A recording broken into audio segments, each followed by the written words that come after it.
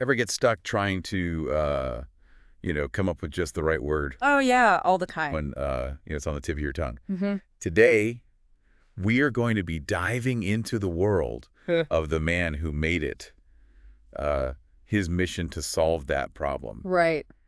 Peter Mark Roget, The thesaurus guy. the mastermind behind Roget's Thesaurus. That's him. Yeah, It's so fascinating to me that this little red book, that so many of us have on our bookshelves, is really just a tiny glimpse into Roget's life. right. There's so much more to this story than just synonyms and antonyms. Because this guy was not just a wordsmith. Oh, no, not at all. I mean, we're talking a doctor, Right, yeah. scientist, an inventor. He even ended up in a Napoleonic prisoner of war camp. You can't make this stuff up. What a life. Talk about a thesaurus entry for adventure. That's incredible. And that's what makes this deep dive so exciting. We're going to see how all these different parts of Roget's life come together and connect to this work that he's most famous for. So let's go all the way back, 1779, London. Peter Mark Roget is born, and unfortunately loses his father at a very young age. That's right. Now, his mother is a strong woman and decides to move them to Edinburgh. And get this, so 14-year-old Roget can go to medical school. 14. I mean, that really says something about just how smart he was, and his interest in learning from a young age. Right? And what's really interesting is that even then, he was already fascinated by classifying information. Wow. He even used classification systems in his medical thesis. So we're seeing that organizational drive pretty early on. Oh, yeah, for sure. Yeah. This wasn't just a hobby for him. It was like this deep need to organize and categorize and find the structure in everything around him. He had to make sense of it all. Exactly. He wasn't content just learning things. He had to put them in order, Right. find the connections, and this is really important for understanding how he came up with the idea for the thesaurus later on. So we've got this young medical student who loves to organize. Yeah. Where does he go from there? Well, his medical career takes a really unexpected turn. He starts experimenting with gases like nitrous oxide. Hold on, nitrous oxide like laughing gas. I'm picturing Roget and his buddies just cracking up in the lab. Well, I'm sure there were some laughs. Right. But their work at the Pneumatic Medical Institution was actually groundbreaking. Okay. They were trying to find out how gases could be used in medicine. So it wasn't all fun and games. No, they were really ahead of their time exploring this whole new field. So they were really trying to figure out how to use these gases to help people. Exactly. And it shows how curious Roget was and how he wasn't afraid to try new things in science. Always pushing the boundaries. Yeah. But then, right as his medical career is taking off, history throws a wrench in the works. The Napoleonic Wars. Roget ends up stuck in France. A prisoner of war. Can you imagine? It's crazy, but this is where you really see how quick thinking he was. Okay. He manages to escape using his family history and some clever connections. So he's resourceful, Oh, yeah, thinking on his feet. definitely. What happens next? Well, he does go back to England, Huh. but he ends up in Manchester and plays a big part in starting their first medical school. Interesting. And here's where we see him shift gears a little bit. Okay. He moves away from being a doctor in the traditional sense, Yeah. and he gets really into lecturing and writing. So even though he was trained as a doctor, Yeah. he's drawn to sharing knowledge. Exactly, making complicated ideas easy for others to understand. Right.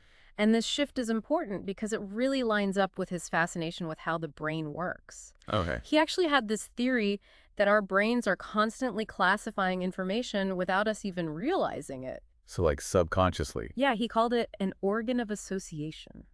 an organ of association. That's an interesting way to think about it. It is. So he believed that our brains are always busy organizing information and making connections between things that seem totally unrelated. Even if we don't know what's happening. Exactly. And this idea is really the foundation for his most famous work, the thesaurus. Wow, so we're starting to see all these pieces fitting together. It's all connected. I can't wait to learn more. Me too. It's like this thread that runs through his whole life.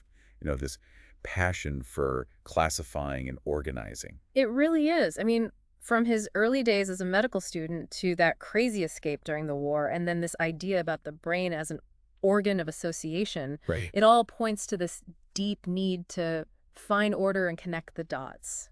But it's important to remember that his life wasn't all discoveries and daring escapes. Oh, absolutely. He had his fair share of personal tragedy, too. Yeah, he did. Losing his father so young, then witnessing his uncle's suicide, and his mother struggling with her mental health. That's right.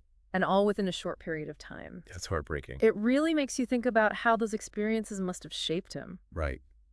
Like, did it fuel his desire to find order in the chaos? Maybe, it's like searching for meaning and purpose in the face of all that loss. And finding resilience. Exactly. And, he did eventually find love again with Margaret Spowers, his housekeeper. Oh, I didn't know that. It was a bit unconventional at the time, so they kept it pretty private. Makes sense. But it's a good reminder that history is full of these little stories. Yeah, those human connections that don't always fit neatly into a category. That's it. So let's get back to his intellectual journey for a minute. We've talked about his medical work, his escape from France, his theory about the brain. Now let's talk about his contribution to one of the most ambitious scientific projects of the 19th century, the Bridgewater Treatises. Ah, yes, the Bridgewater Treatises. A whole series of works exploring how God's goodness is shown through creation. That's right. It's interesting to me that Roget, a man of science, would be involved in such a religiously driven project. Well, it's important to remember that for Roget, science and religion weren't at odds with each other. Okay. He actually saw them as two sides of the same coin, two ways of understanding the world. So his faith informed his scientific perspective. Exactly. He believed that the amazing complexity of living things was proof of a divine creator. And he took on this huge task of writing about animal and vegetable physiology. 2 volumes worth. Wow, arguing that the beauty and design of nature pointed to God's existence. That's right. And it was definitely controversial at the time. I can imagine with scientific thought moving away from religious interpretations. Yeah, some people praised him for it, but others criticized him for mixing science and religion. Like Charles Babbage, the computer pioneer. Exactly. He thought science should stick to explaining things without bringing God into it. It's a debate that still goes on today in some ways. Definitely. I mean, how do we reconcile faith and reason, especially when it comes to things like the origins of the universe? Right, or the nature of consciousness. It's fascinating. So we've got Roget, this multifaceted guy, a doctor, scientist, an escape artist, and a man of faith. It's quite a combination. He's experimenting with gases, breaking out of prison, theorizing about the brain, writing these massive books about nature. How does all of this lead to the thesaurus? That is the big question, isn't it? And here's where we see all these seemingly unrelated parts of his life starting to come together. Okay, I'm intrigued. Remember that obsession with classifying we talked about? Yeah, his need to put things in order, Yeah. make connections. Well, it turns out he had this secret passion that he'd been nurturing for years, list making. List making, like grocery lists? Not exactly, more like categorizing words and ideas. Okay. He was constantly writing down synonyms, grouping words by their meanings. Like creating his own little language webs? Exactly. It was like a personal project for him, a way to exercise his mind and explore all the nuances of English.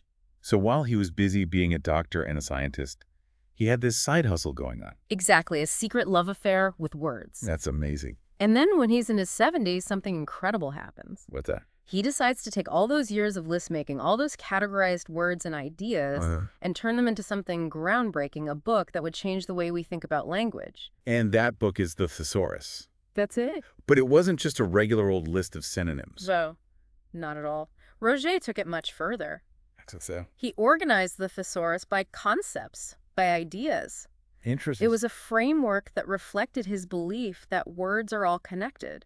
They form this huge network of meaning.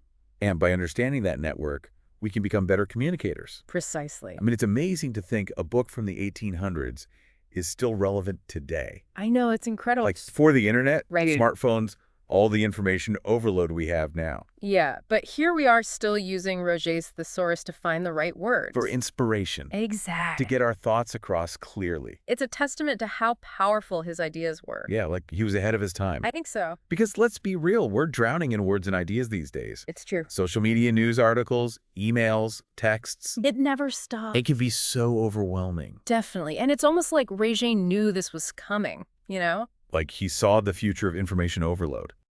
And he gave us a tool to deal with it. The thesaurus, with its focus on categories and connections. Yeah, it's actually perfect for the digital age. You know, you're right. Think about how we use search engines. We type in a word or phrase, and the algorithm searches through tons of data to find what we need. It's all about classifying, organizing information. Roget would be in his element with Google and Wikipedia. He would love it.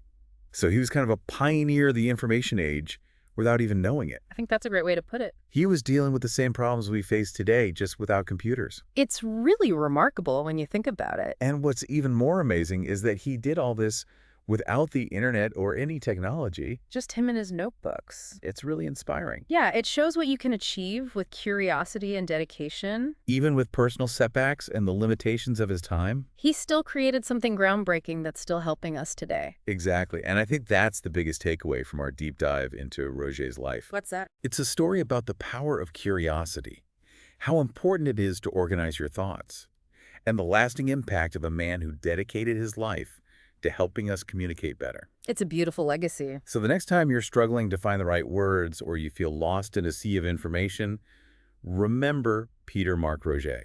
Good advice. His thesaurus is more than just a book.